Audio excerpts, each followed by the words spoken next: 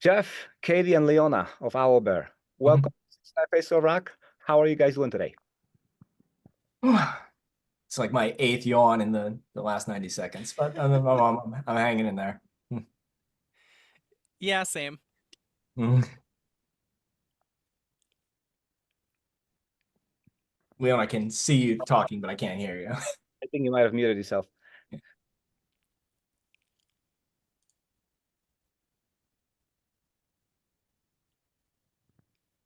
How about now? Yes, we Yeah. got. Okay, yeah. I have like 90 different audio inputs on my computer, so it's a matter of selecting the right one. Anyway, I was just saying that I'm a little bit earlier in the day than they are, so I'm not quite as tired as them. So. I guess we'll see that as we go on. Guys, give me your musical backgrounds. How did you first get interested in music?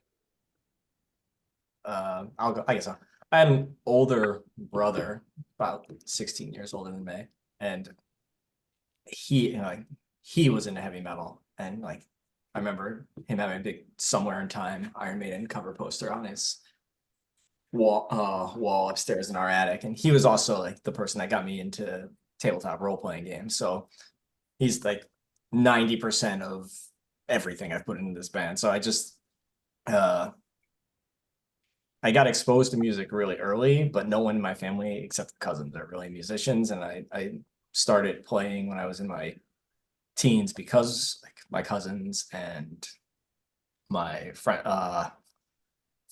like a friend next door was playing, and then most of them just kind of quit along the way, and somehow I just kept going.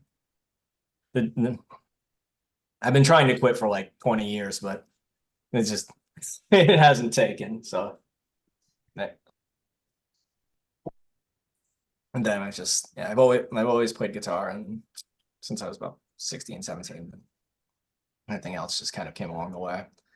I was in another band before this one that was like my last major thing, Adamantis, and I left that a couple years ago. That's much before that. I was mostly playing just like local bands, like different genres. But Got it. I guess I can go next. I kind of got into music back in what do you call it, like mid 90s via video games and then subsequently Napster. I There was a game back in the day that kind of piqued my interest called Rock and Roll Racing, and they had like MIDI versions of like Deep Purple, Black Sabbath, like Golden Earring, all that stuff. And so that was right when Napster was getting big, and between like things related to like some friends online showing me like some J rock bands, stuff like that, and like what do you call it, this whole video game thing. And I just like got in the Napster, and then I was like, downloading like, Black Sabbath stuff. And then I found a Dio tribute album where they had all those power metal bands and stuff on it. It was the Holy Dio one, and it had like, Hammerfall, Gamma Ray, and all that stuff. And it kind of just sent me off in that direction. So, Got it. Katie? I got my first guitar when I was 5 years old, and I played it for like 20 minutes, and I put it down for like 10 years after that.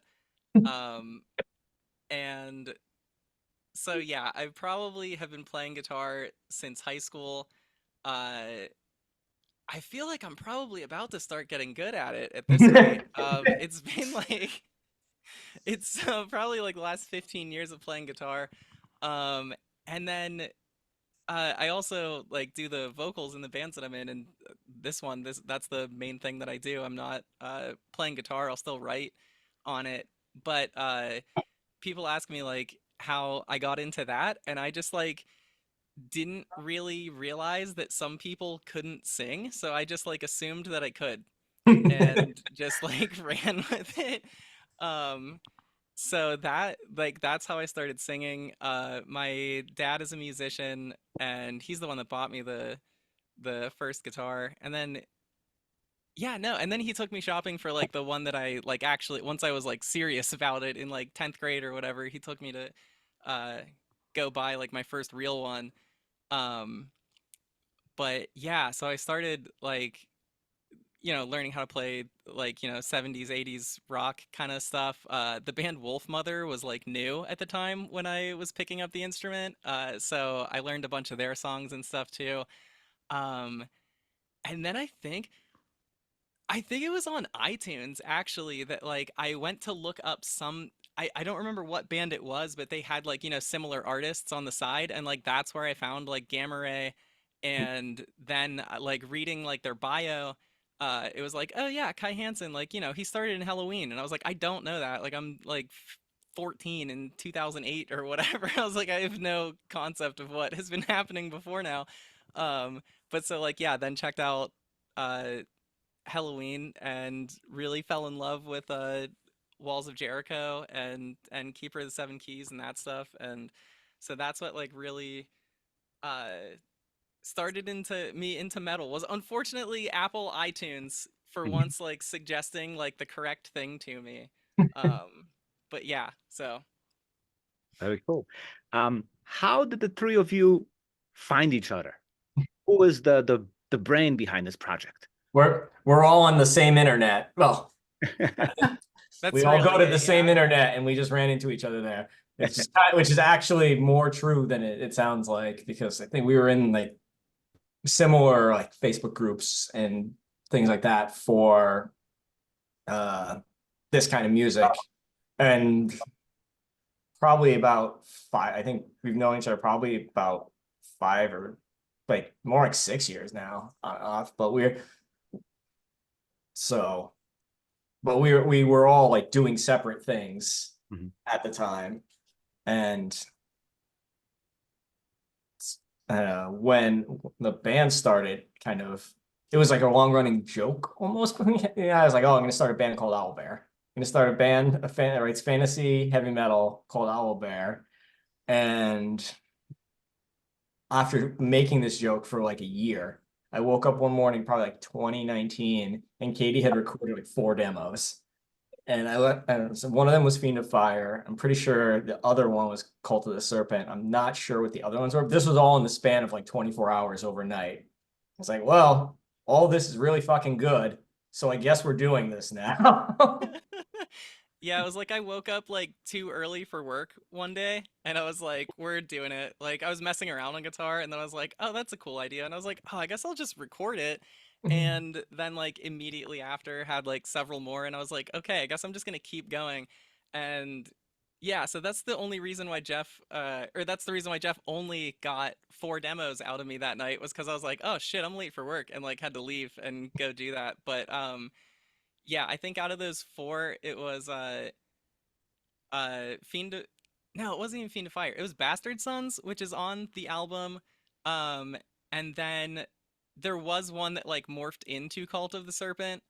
Uh and I don't think anything happened with the other 2. I just went back and listened to these like a couple weeks ago, like out of curiosity, because I was just like, I wonder how much stuff of like the original flood of music that I was pushing out like actually survived. Um, but yeah, I kept going for like the week after that, and so I want to say that like I had like 8 or so song ideas, but yeah, I think out of those first 8, I think only like 4 actually made it on there, but that's still I feel like a high percentage of me just being like, oh, let's mess around with some ideas. And then we were like, actually, I like most of these ideas. So Yeah, I think I wrote like The Night Below really quickly after this to feel like I was actually doing something in an idea. It's like, oh forced shit. you to contribute. Like I Yeah. should probably contribute to something otherwise than making fucking comment. And that we ended up like we probably between us we probably had like gotta be like 16 18 song ideas. Yeah. Then we slowly narrowed it down, and at one point we were gonna get someone else to sing, but Katy had already sang in the demos, so I was like, why? And then Katy, I think one of these like, we should get her like an actual fucking bassist. And I was like, well, funny that you say this. I'd been known Leona for about as long, and we've been friends, but we hadn't worked together. And I think so I was like, hey, you want to record bass on all of these? Yeah, I And think I if think you didn't even actually ask me. I think you like sent me the demos and you were like, "Hey, check these out. We were looking for a bass player. Do you know anybody?" And I was just like, okay, I could do that, I guess." I think If that's what you're implying, Yeah, I think I subtly, not subtly, tried to be like, hey, you want it? And then the first thing, like a couple days later, she sent back the night below with like the bass solo that is in it. And Katie was like, okay, just what the fuck? Let's go. This is insane. Yeah, I remember. I think the first thing that you sent me to be like, I think I might have a bass player for us. It was Fall on Your Blade, which just has a bunch of shit going all through it. And like as soon as I heard it, I was just like, yeah, you like need to tell this person that like they should actually do this for us, because I was like, I'm not gonna come up with ideas like that. So Yeah, it was just like, well, this kind of sounds like Halloween, so I'll just play what the dude from Halloween would play on this, and it worked. So it looks like there really was no musical vision. Everything just kind of happened as it happened. Yeah, it's sort of, yeah, just started rolling downhill and kept rolling downhill and never really stopped. yeah, really the only thing we were like, okay, old school metal, it has like a fantasy name. We didn't even say it was gonna be like about fantasy stuff, I don't think. Like I think that was just like our first idea, because we were like, well, the band is called Owlbear, so like that makes me want to write like this lyrically. And then it Yeah, was like, yeah, I guess that's just how all of it should be now. So yeah, we accidentally set ourselves up for like really good branding, and thankfully like knew to run with it once we had it. So yeah. I I just like the owlbear is an old D&D monster. It's just like a ridiculous concept to begin with. It's like, what if bear, but also owl and just also vicious? I was like, that's fucking awesome. That's like, I might as well call it that. And then it just yeah, like Katie said, kind of fell into place that Mhm. we were gonna write stuff like that anyway. And I wanted to make a bunch of like fantasy type references. That was the intersection of heavy metal and my other major interests, and then it just kind of I think you captured it. yeah. There are songs about video games, and there's a song about a cartoon on the first album. So Yeah. Um, how long did it take before you were able to record a record?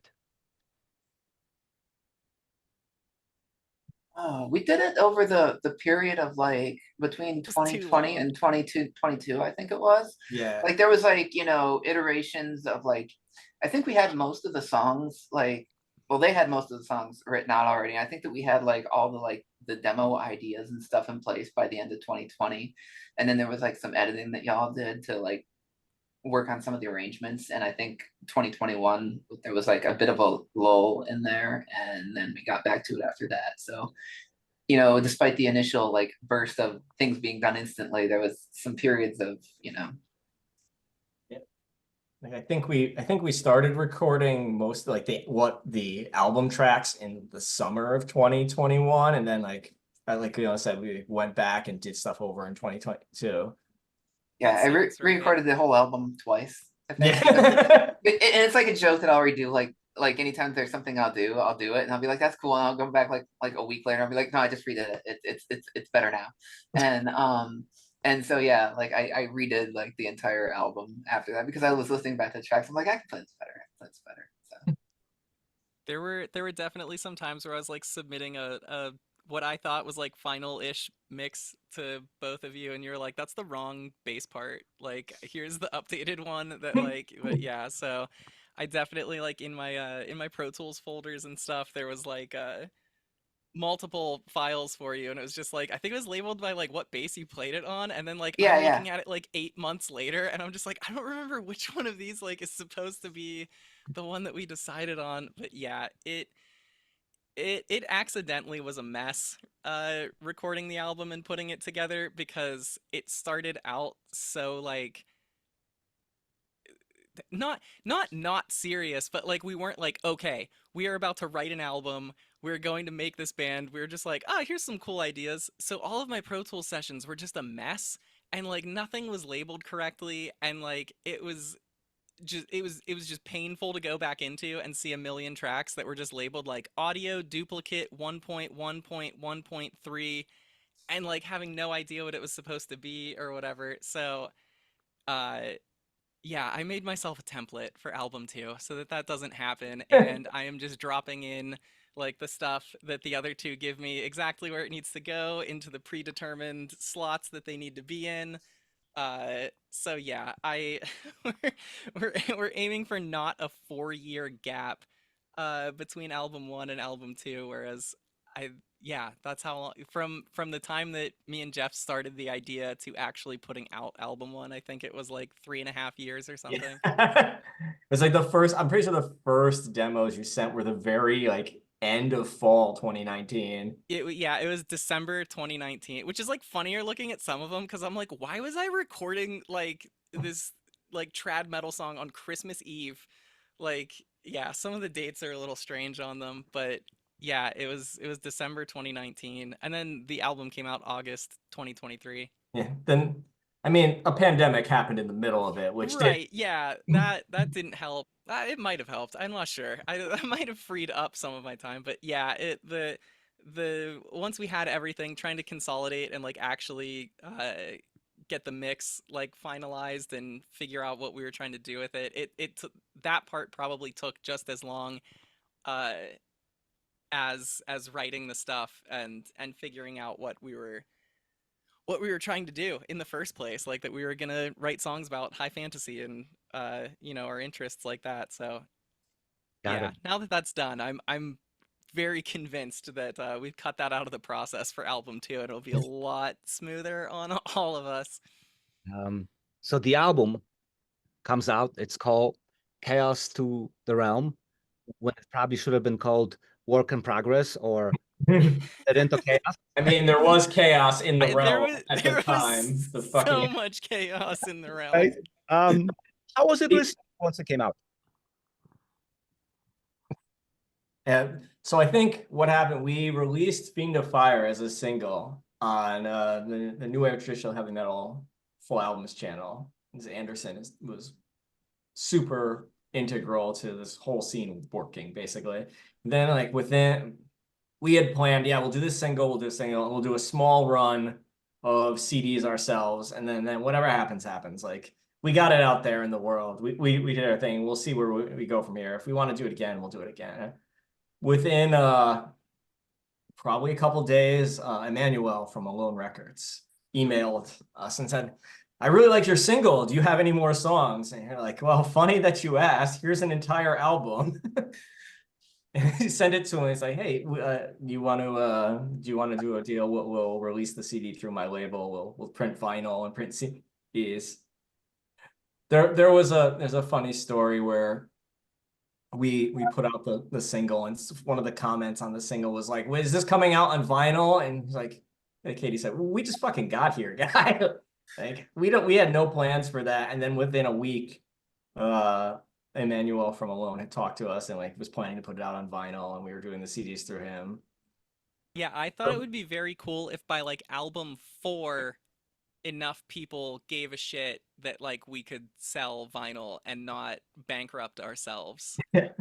So it's gone somewhere far beyond what my expectations were for album 1. I'm really glad that it did. I am really proud of what we did and what we put out there, but like I don't know, I've been doing music for a while and that's not how it happens. So I am very thrilled with that. Yeah, it was really trippy because I know that after we put the album out or after Anderson uploaded the album on the New Wave of Traditional Heavy Metal channel, we were looking at the view counts and we're just like, just keeps going up. What the fuck, Sorry, but we're just like, why is it? We'd come back like a week or two later and be like, guys, there's like another 10,000 views on this, and then there's like, and it's just like really surreal. It ends up tapering off at around like the initial run. I think in the first month and a half was something like 38 or 40,000 views. And then by the end of the year, we had hit 50,000 views on the channel. And I think that it was something along the lines of they posted the top 20 performing. It was like, I think it was like either top 15 or top 20 performing albums that year on that channel. And we were like number like 11. So, we were just like, okay, yeah, that's great. We'll just keep doing that. Okay. Yeah. And then like the Spotify streams have been like not to the same level, but I think maybe I'm wrong. I think We just hit 50K on the album yeah. like today on Spotify. Yeah, so there's a little bit slower on the uptake there, but it's still like the amount of people that is like, listening to it is more than any of the projects that I believe that I've been on up to this point. And we were all just like, wow, and it's really surreal, like to be in a point where people like you'll see people recommending your band or your CD like in groups that you don't actually, post in, where nobody knows you, and you're just like, here, I yeah. I had a couple people message me and said like someone recommended this band and I didn't even know it was your band. And it's like, what the heck? The vinyl we went through, we didn't even plan to make vinyl, like he said, and then we had sold all the vinyl within like 72 hours of posting it on Bandcamp, all our copies. I mean, the record label still sell, you can still get it through them in Europe, but like all the stock we had in North America was just like gone instantly. Yeah, we sold out of like everything, I think, right? Like we sold out of the initial run of CDs. We had to ask for more from the label. We Yeah. sold out of, I think that, and we did the thing where you get the CD with the dice, and that little package sold out.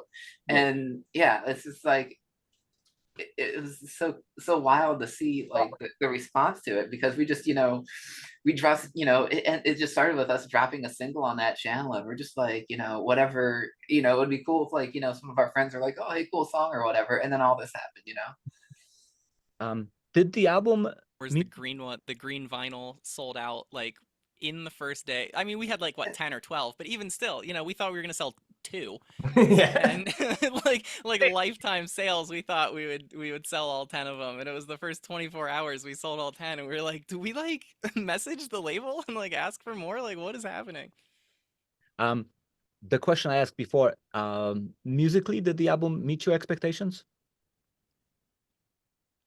Yeah, I think, for me, yeah, I think I go back to listen to it. I'm really proud of how it turned out. And like, I can't speak for, Jeff or Katie, but like when I hear my stuff, I'm always like, I could play that a little bit better. But like that's just, I think that like, me being self-critical. But like when I sit back and listen to it, I'm like, yeah, it's really cool. It's a really cool album. Proud of how it turned out. So You're already thinking about going back and re-recording certain parts. well, it's too late now. We already pressed it. I can't do anything like that. But, Yeah, we gotta wait for the 10-year anniversary. The right, anniversary. exactly. The special edition. Right. The return to Ecliptica or whatever. There are things I would change now. They're like practicing for Legions. There are different things like parts that I'm not sure I would write that now. Like that, which is a good and a bad thing. But I'm more happy. I think it was the first time I usually just when I work with in other bands, I would just write the song, like the parts, and like let the singer go. But this time I was writing like it's kind of outlining vocal melodies and writing the lyrics too, and then giving them to Katie and just being like, here's like what I think this would go like. You're singing it, like change what you need to change, like sing it. But it felt like the first time it was really the first time I was writing any significant amount of vocal melodies. Even, which was a little stressful, but enjoyable. And I'm really happy with it. And like Katie obviously killed it when even I made her sing words like ziggurat and stuff. Like, here you go. Here's a bunch of names of places from like obscure Dungeons and Dragons modules from the 90s that like 10 people remember. Go for it. It's like, having, even in the group chat today, we were discussing another song that's going to be on the next album. We're like, how do you say this? And then it's like, it's like, you have to go back and look at like the game and see what like somebody that was like involved in the game said it, sounds like or whatever. And like, all this stuff, Yeah, we're thankfully just like, if we say something wrong, I don't think anyone else like on Earth either knows what we're talking about or has ever said it correctly. So like I feel pretty safe on some of them, but yeah, I was definitely Googling some things in Jeff's lyric sheets the first time, and then it was like months later and he was like, "Oh yeah, back when I like taught 10th grade English." And I was like, this makes so much more sense.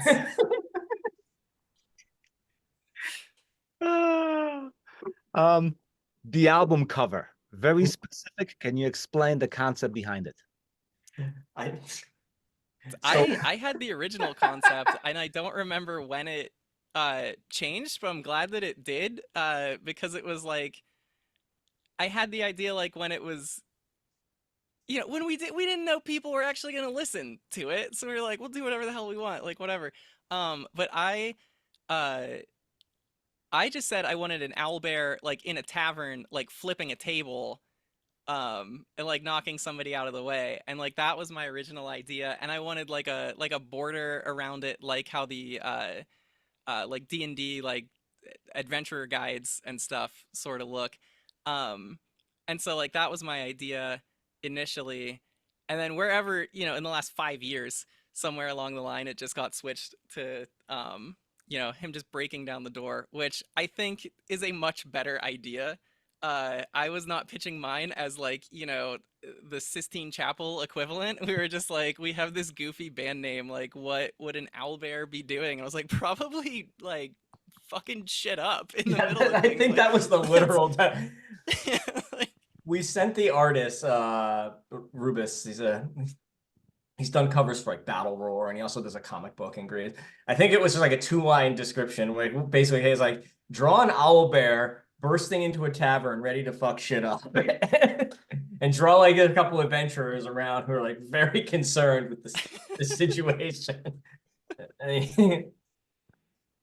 Leona actually found him, I think on Instagram at one point, and then I had no idea that he had done covers that I liked before, but Yeah, I think that I had just like gone on this like deep dive, like, you know, going to like the like 10th page of Google results thing on like, you know, just like fantasy, you know, artist for hire or whatever.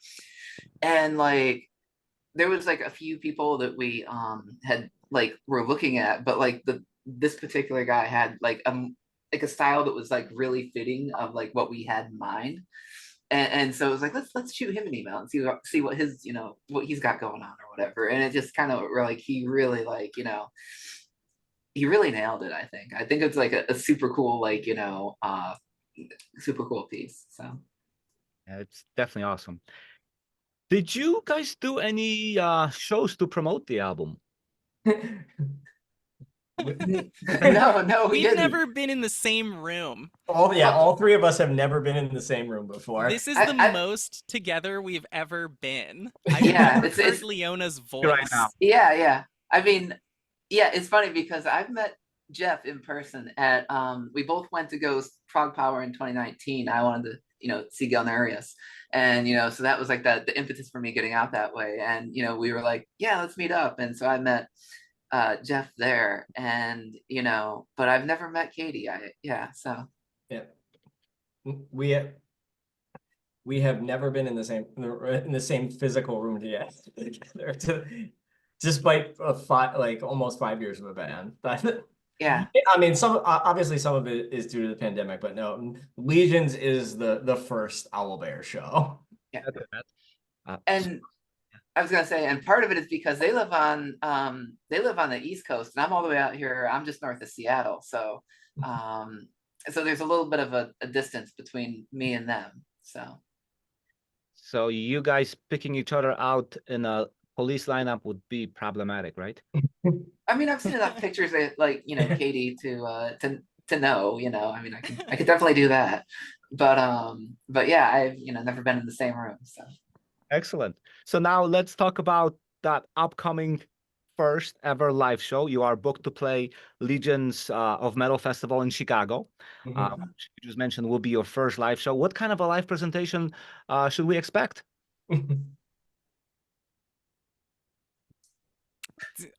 I'll go. All right. So yeah, it's gonna be the three of us, and then we are calling in some other musicians that I have played a few shows with previously. On second guitar, my friend Pat Gunderson, who he has a project called Gunderslam, and he has a new metal band called H1Z1. But he's from Wisconsin. He's gonna come in and he's gonna play guitar with us. And then my friend Rocky is going to be playing the drums for us. And I had played with both of those guys at a gaming expo in Pittsburgh, where I live. And I played with them at this event called MagFest, which is Music and Gaming Fest, and it's in Washington, D.C. And so I had played there with my band Claymore, and they played guitar. and drums for me there. So me and Pat and Rocky have all played a couple shows together. But as we just said, I've never been in the same room as Jeff. So you know, we got our practice space booked for beforehand. We're gonna hash some things out.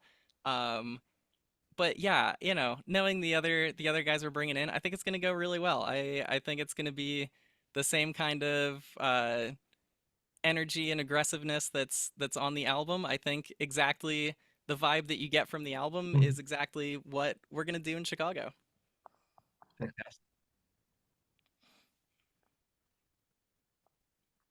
Okay.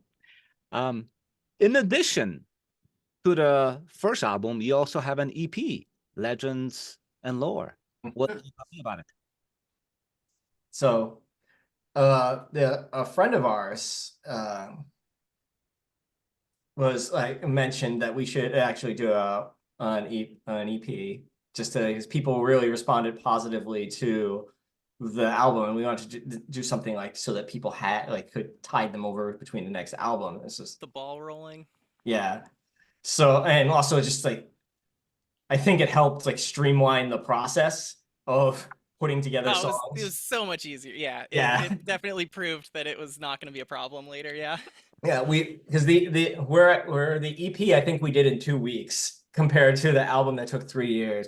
And we're like, all right, let's do some covers and we can use it to kind of like tie in with some new merch and kind of and like tie in with the Legion's performance. And so we each picked one. And so Katie did the Warlock song first, and then Leona suggested the Sirith Ungol song. And I originally wanted to do a Running Wild song, then thought kind of changed. And I felt like Hour of the Dragon fit the band vibe very well. And we'd already kind of mimicked Running Wild pretty hard with with A another Voyage to the pirate Raid. song. Yeah. Yeah. So we did, yeah, we each picked a song and we just went for it. So yeah, like it was as much a like test to see if like, hey, can we do this in a structured fashion as it was like to keep our momentum up and keep people engaged. Outstanding.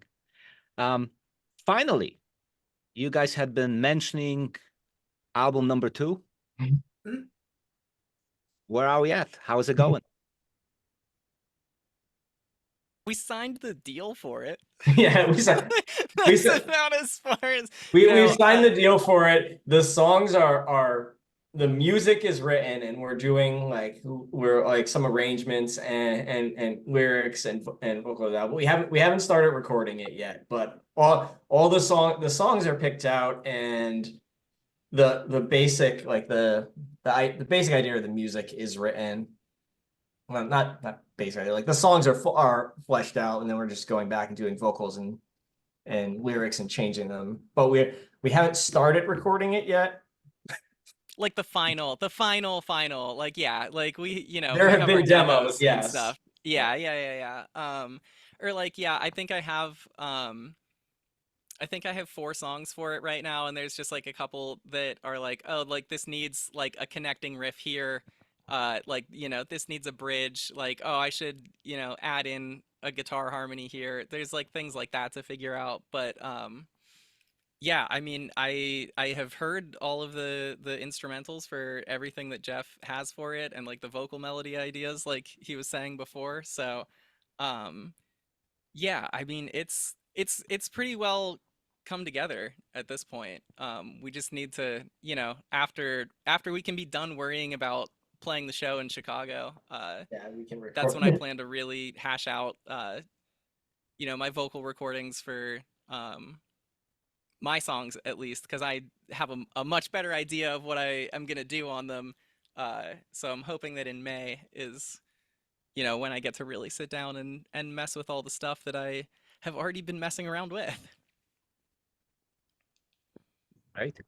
It's this time we also had like the songs weren't finished. Like with the first album, they were not like mostly finished, and we gave them to Leona, and she wrote all our bass parts. This time now we can like send them to Leona and be like, hey, what do you think of this? Like, does this idea suck? Like, is this can you Yeah. any alternate ideas for like arranging this or? Yeah. There's been like I think with most of the stuff, I'm like, yeah, that's really cool. And then I'll like try to like move a note here or move a note there or whatever, or just like try moving that section to like, like Phrygian or something like that, or whatever, that kind of thing. And just like picking a note here, changing a drum beat like idea there, that kind of deal. And then like, figuring out some bass lines to go with them and stuff like that. So I'm not even gonna ask you about the re-recording process that's gonna follow the recording. I'm gonna try to do it in one go this time. So. I'm sure will be extensive Yes. but finally, I love the record, and I'm really looking forward to seeing you guys perform live in Chicago. Thank you so much for speaking with me, and good luck. Thank you very much. Thank you.